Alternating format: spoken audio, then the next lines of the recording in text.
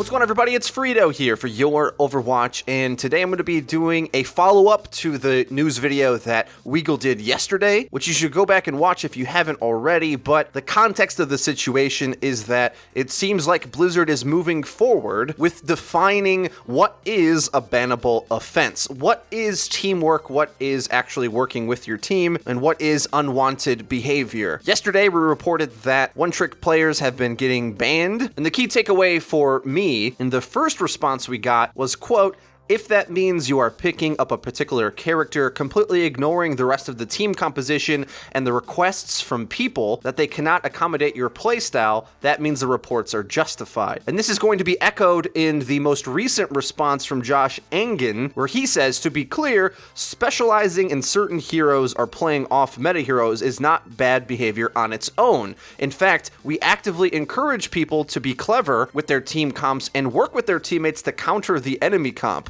Teamwork is important and should be considered when making your hero selections, especially in competitive play. I'm not exactly sure if this is Blizzard enforcing rules they already wanted to have, but haven't really enforced them thus far, or if this is a bit of change in their philosophy of how they're dealing with these scenarios. And I think I can isolate what the actual policy is for those of you who might not understand what's going on here. As Josh Engen says, this system is working as intended. And you might say to yourself, well, what about people who want to one-trick? What are they supposed to do? Well, it seems like the way this is going to work is that you can do whatever one-trick you want if your teammates allow you to. It's kind of that simple, because picking a character, especially a niche one or a situational one, has ramifications on your team. I think we all know that. The issue with Overwatch is that it isn't purely a shooter game entirely. Team composition matters way more than it does in any game I can think of. The closest one is like MOBA games, which aren't even shooters, right? Your choices and the playstyle you want affects everyone else on your team.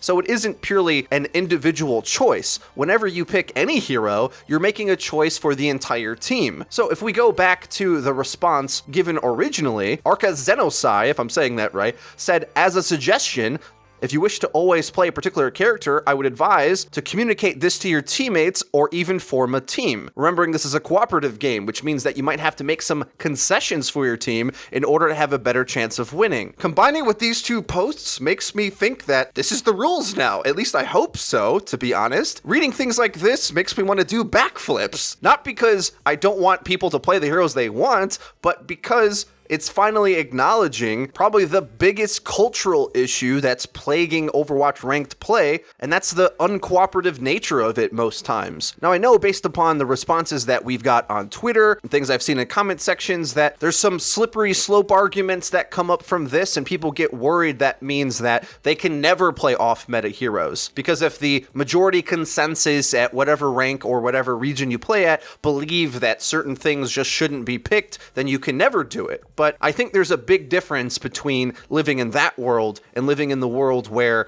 everyone is expected to always fill around the one-trick players in order to win, or just one-trick themselves and not really have a competitive experience. That's kind of the issue. I think enforcing teamwork through the community, it's sad that it even has to be a thing, and this kind of thing doesn't happen on the Korean server, for instance, but it's just where we're at on the EU and NA servers, unfortunately. At least when this becomes the norm, we can start to debate team compositions and play Overwatch more often, rather than playing the individualistic game that we have now, which Overwatch isn't. The thing is, if this type of cultural enforcement existed, there wouldn't be a need for a role queue at all. I know we've gone on and on about talking about how much a role queue might help some of these issues, but if we all work together and we assumed that everyone isn't allowed to be selfish at the same time because then there is no cooperation, then there doesn't need to be a system that allows us to go into our different lanes and do the thing we want. There could be a cultural expectation that some benefit of the doubt to your teammates should be given. And if you want to play competitive, I think you have to learn more than one hero, because there's the obvious problem that what if you get matched with another one trick who plays your hero? Well,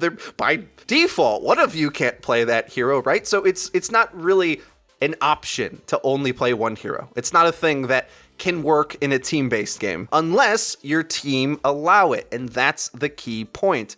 If you want to get in a 6-man and one-trick Symmetra, Torb, Tracer, whatever hero you want, really, that's fine. But when you're interacting with the matchmaking environment, no matter what playstyle you have, you're enforcing that on everyone else. And if you expect to only be able to play one hero, that's a really big ask from everyone else on your team, and it's affecting the entire matchmaking experience for everyone. And I think the route that Blizzard is going with this is a compromise between the two, and one that I didn't really even think was going to be an option for them, but I'm happy that it is. They are specifically not banning you for playing one hero, they're banning you for being uncooperative, which is really different. If your teammates are down for the Torb, you can play Torb on every single map. And you might say, well, players don't want to play with Torb. Well, why is that exactly? It's almost as if he's really easy to counter. That's the point, right? Some heroes are going to be niche in the competitive environment. If you want to force them to work in competitive environments, playing the other game modes, that's fine. Since most recently this story has been about Torb, but other one-tricks as well, and this is the example that Weagle used yesterday, that Pharah, a popular pick on King of the Hill, makes it so that picking Torb is just really hard all of the time. It would require an investment from the entire team to not get countered by Pharah if you have a Torb on your team. In order to cover that Torb's blind spot, you would need like an over-investment counter for the Pharah, and I would say you pretty much have to play Widow. You have to